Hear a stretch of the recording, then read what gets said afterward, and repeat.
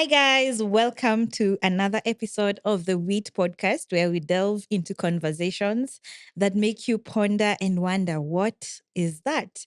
So, this is another episode where I'm going to be reflecting on 32 lessons in the 32 years of my life. Recently turned 32, and I like to take some time to just reflect on what have I learned so far, kind of do an audit and share. Maybe you will resonate with something here. Let me know if you resonate with anything. Maybe you learn from something. I believe you can always learn from someone, no matter their age. Even the younger people will teach you something. So here are 32 things I've learned so far. Some I'm going to expound, some I'm not going to go deeper into it because they are self explanatory. Yeah, let's jump right into it. Number one, invest in yourself. If there is a year that I took time to just invest in myself, it's last year. I decided to purposefully invest in myself.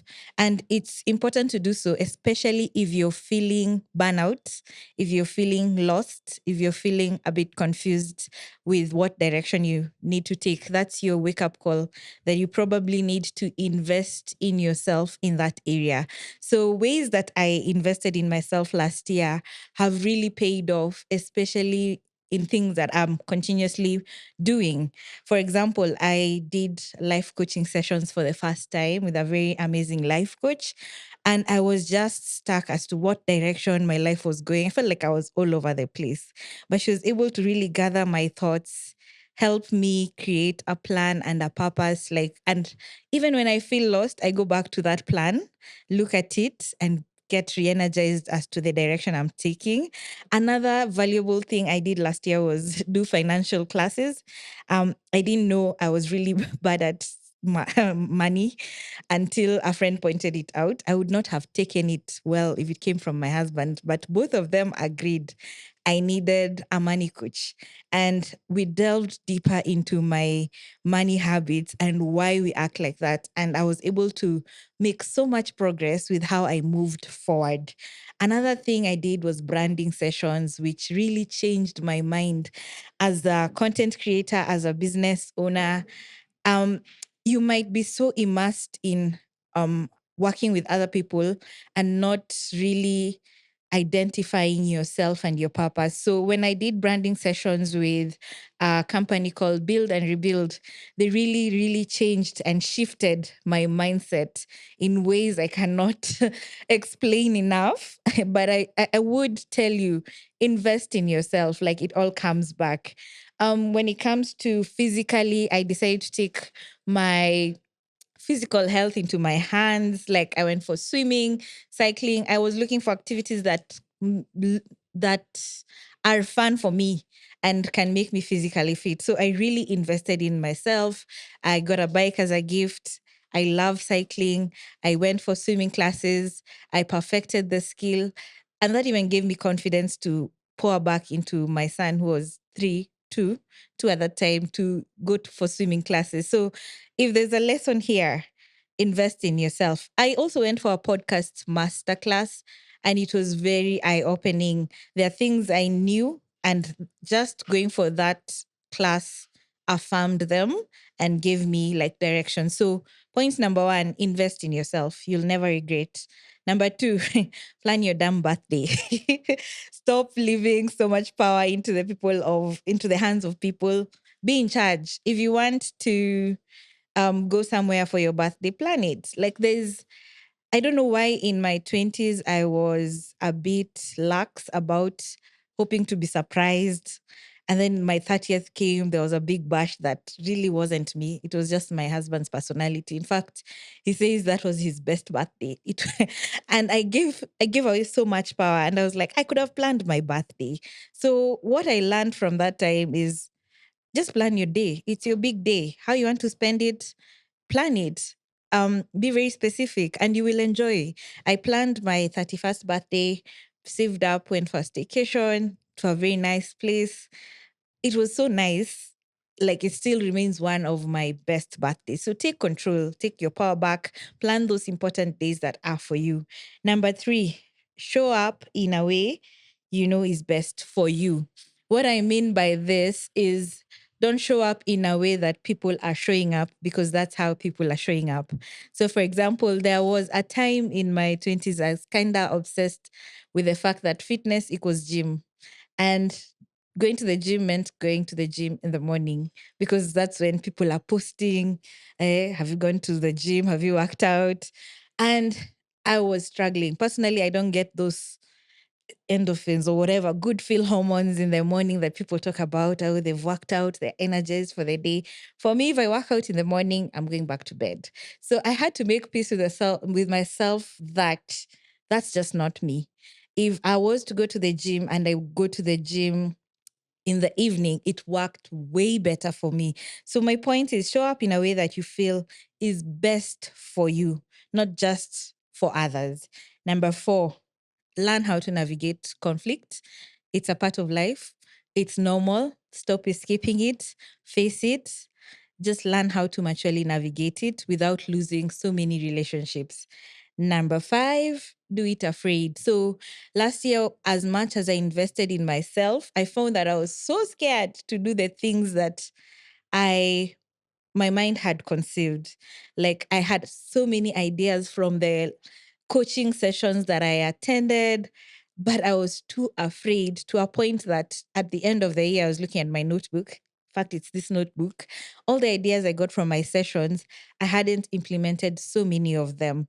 But this year, I decided this is a year I'm doing it, and I'm doing it afraid, no matter how scary it looks. So I just finished my first workshop, legal workshop for content creators, and I did it afraid. I'm telling you, it's not as easy as it may have looked online.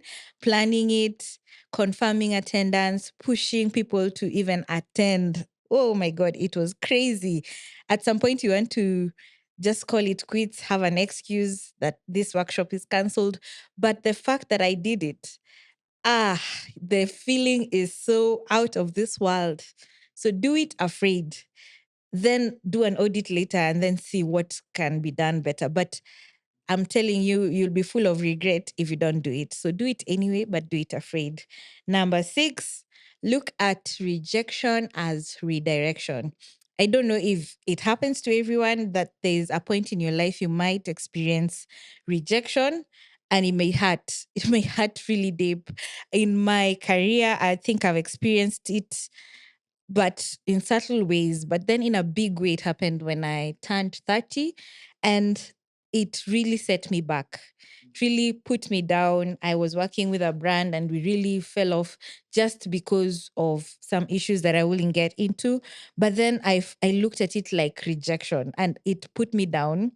But slowly by slowly, I picked up myself and redirected my energy towards even working with smaller brands. And I found so much fulfillment in working with so many small brands and building them and building each other. So the key lesson was, rejection is often redirection. And sometimes it just means not now. It doesn't mean never. And sometimes it's just God leading you. Can you try another way? Number 7, you really teach people how they should treat you. And this is something I've learned from my close friends. I've at least 3 people in my life who are extremely, extremely time conscious people. And because they have been vocal about it, those are the people I will never be late when I'm meeting.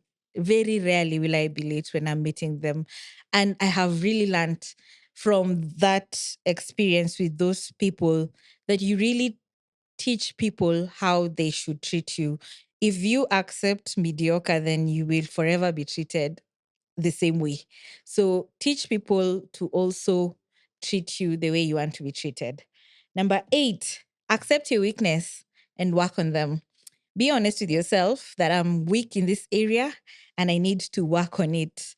This is something I also learned from the same people from the previous point, that I have a really big issue with timekeeping when it comes, like, it was chronic, it was really bad, and communication. So I faced it. Like, this is the year I consciously decided to work on, can I just keep time?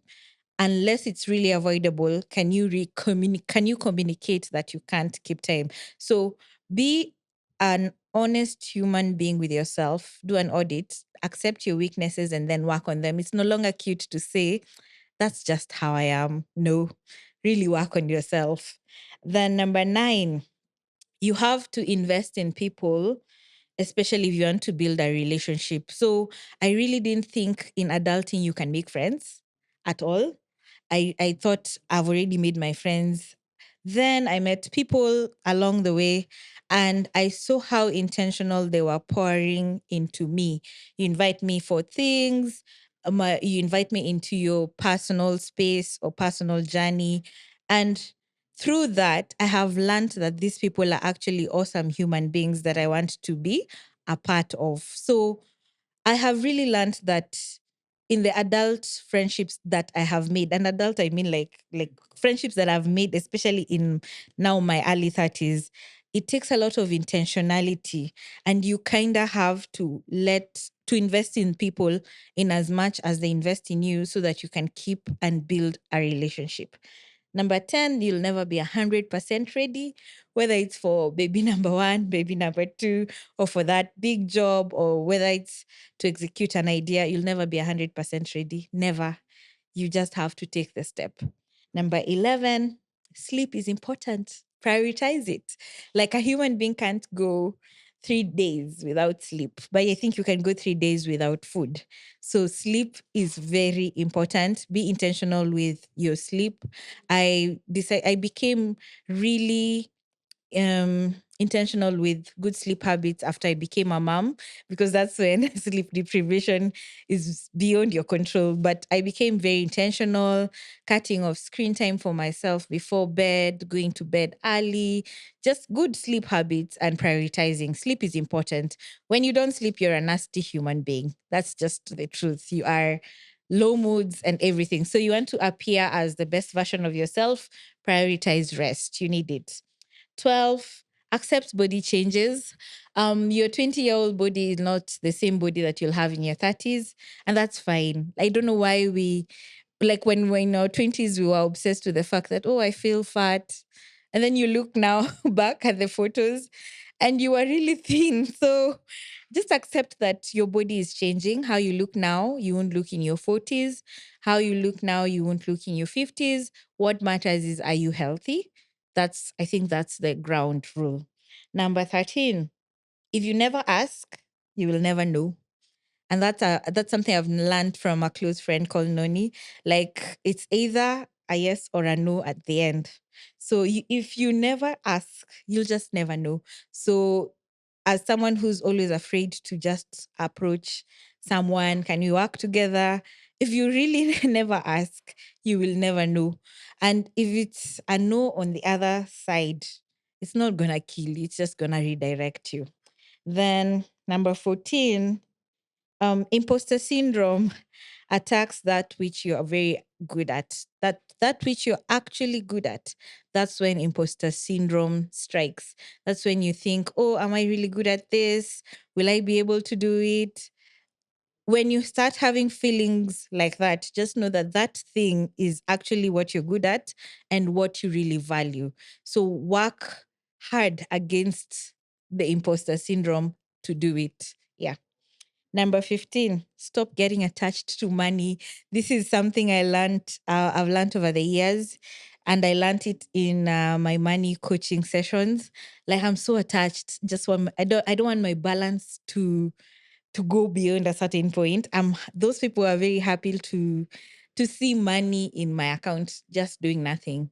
It could be growing, but it's just seated. And I don't think it's the healthiest. And I unlearned it in the money coaching session. And now I have been able to see what money can do for me by letting it go. So this attachment was not really healthy. I've also seen how it can grow for me by letting it go. I've also seen how I can embrace tithing, which is something I really wanted to do, by stopping the attachment I was too attached, and it's not healthy. So I think for me, that's a great lesson. Stop getting too attached to money. Then number 16, your power lies in telling your story. This is something I learned from Michelle Ayuma. I think she's an amazing storyteller. And she always said, I attended a conference where she kept saying, unless the lioness learns to write, the hunter will always take the glory. So learn to embrace your story and learn to tell your story.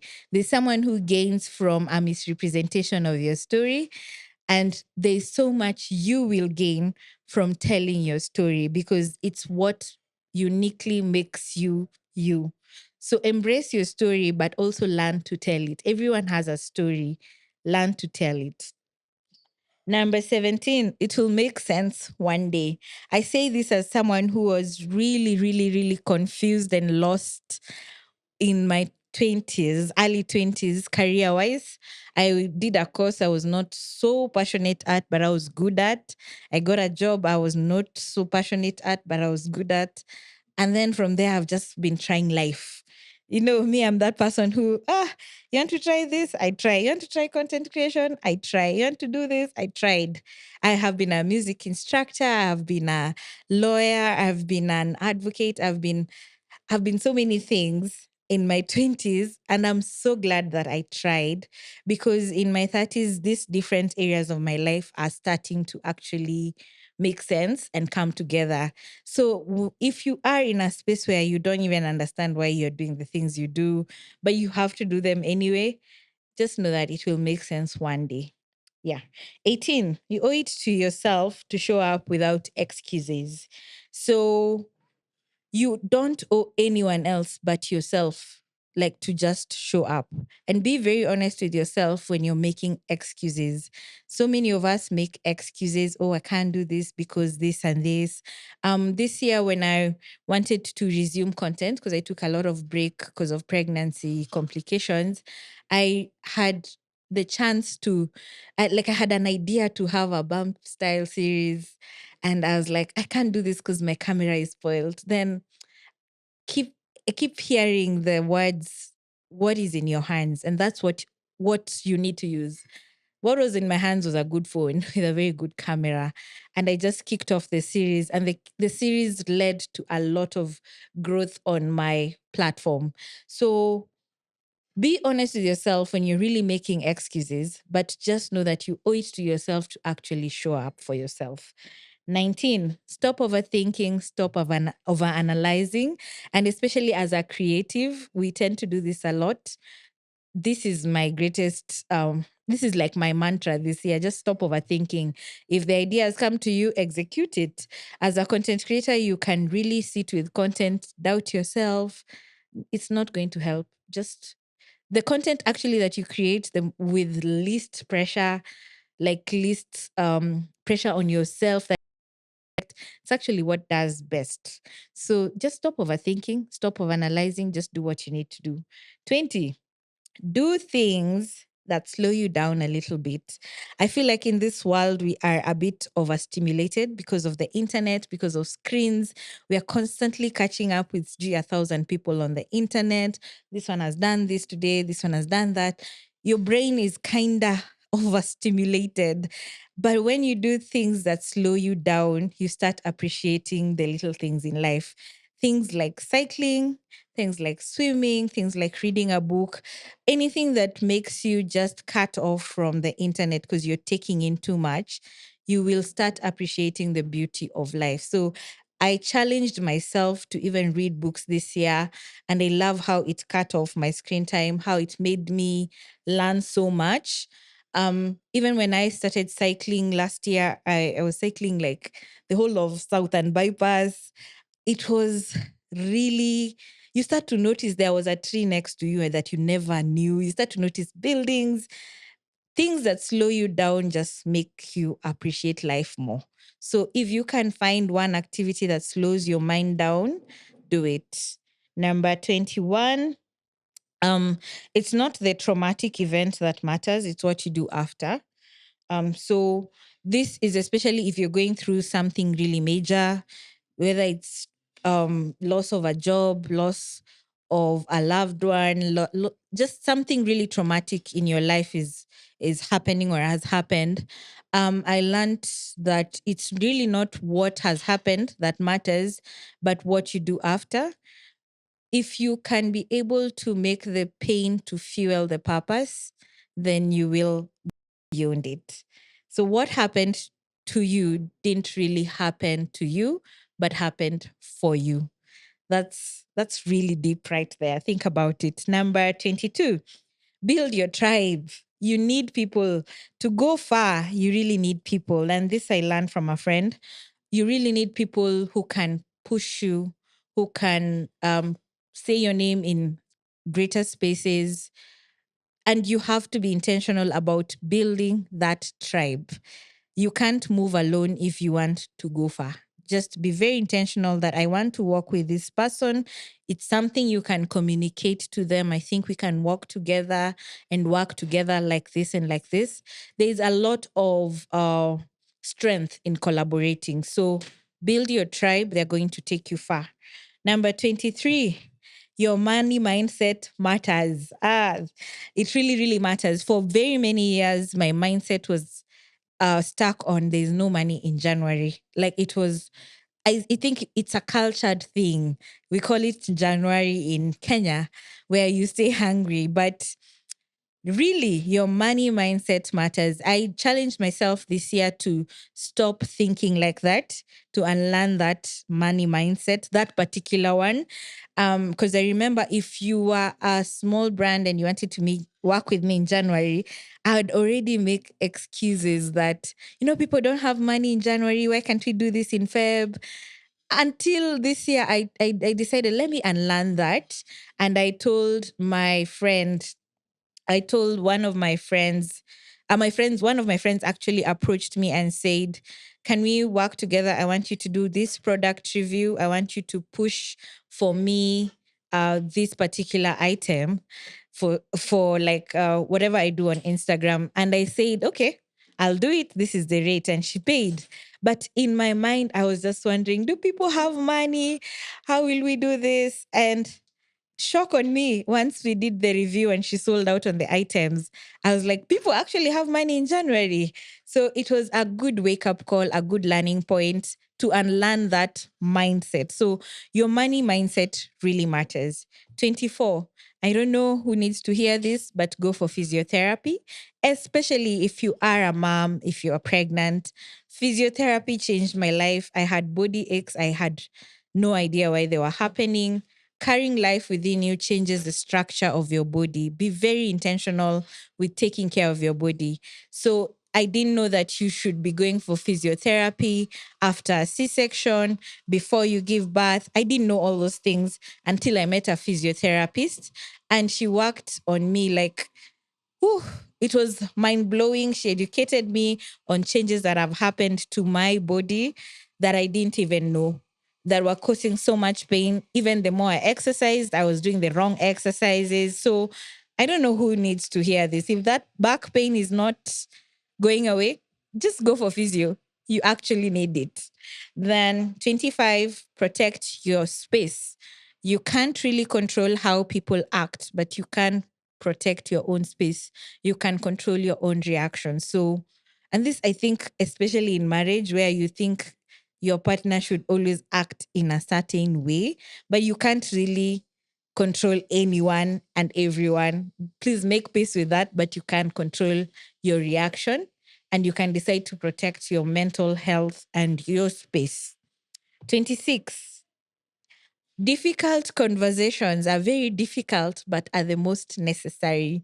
I was telling a friend that just recently I've had a very difficult conversation with my nanny, and it's not difficult because it's just those adulting conversations of salary expectations, the coming of a new baby and everything, but they are very necessary. And it's a friend who pointed out to me that those difficult conversations, we escape them and then they cost us. For example, for her, she had lost a good nanny because she assumed she didn't want to have the difficult conversation of changing the status quo, yet she was having another baby and work was going to increase. So the nanny just left with an excuse. So for her to later just find out it's because they never had that conversation. So if there is a lesson there, it's that difficult conversations are the most necessary. Just have them, you won't die. 27, heal so that you are not operating from a point of trauma. I realized I was operating, especially financially, from a point of trauma. I had my money wounds. We discussed money wounds and financial trauma in season one with Juliet, who's a financial coach. And I learned so much about my money wounds and financial traumas that I had. And this clinging on money or always saying I'm broke, it was coming from a point of trauma. But now that I'm aware of where they were coming from, I have moved better, I have invested better. So learn to heal so that you're not operating from a point of trauma. 28, resist the urge to compare yourself. Your journey is uniquely yours. It is okay to be inspired, but just don't be a copycat. Just embrace your journey and stop comparing your journey to others. 29, don't belittle your ideas. Sometimes we have the craziest ideas and then we think, that sounds a little bit crazy, but if your mind can conceive it, then you can achieve it. And no one has your mind. If you can, please build on your ideas, but never belittle them. Number 30, embrace every stage of your life rather than fighting it. I feel like just embrace it. I talked about it in my pregnancy journey that once I surrendered that the pregnancy makes me sick and it's okay, I can't work, then I stopped feeling a certain way, a certain burden of I can't work or sadness that I can't really be as productive. So it is very important to embrace every single stage of your life rather than fight it because it's going to help you with the next actions. So even in motherhood, every stage comes with its own challenges. I'm aware that newborn comes and it's a lot the first month. Will I fight it? I'm not sure. But once you embrace that this is going to happen, there's nothing that you can do about it, then you can put even systems in place to help you with the challenges that you've already embraced. But if you fight it, you'll forever be in denial and regret. 31, plan and then lead. So you've done investing in yourself, you have ideas, plan. Just take a leap of faith, plan, and then follow the plan. If you haven't led yourself, you can't lead anyone. So work through your plan, lead yourself through your plan, and it's okay to change the plan if it's not working. But you have to learn how to lead yourself. If you can't lead yourself, you cannot lead anyone. Finally, as we come to the end, 32, planning is necessary, but it's God who causes the increase. And this is something I learned from a Bible verse. I think I'm going to read it. Philippians 2:13. For it is not your strength, but it is God who effectively at work in you, both to will and to work, that is strengthening, energizing, and creating in you the longing and the ability to fulfill your purpose for his good pleasure.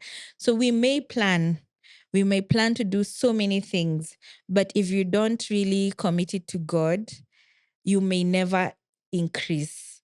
So, in whatever plan you have, I think this has been my verse for the year, commit it to God because He's the one who will cause the increase.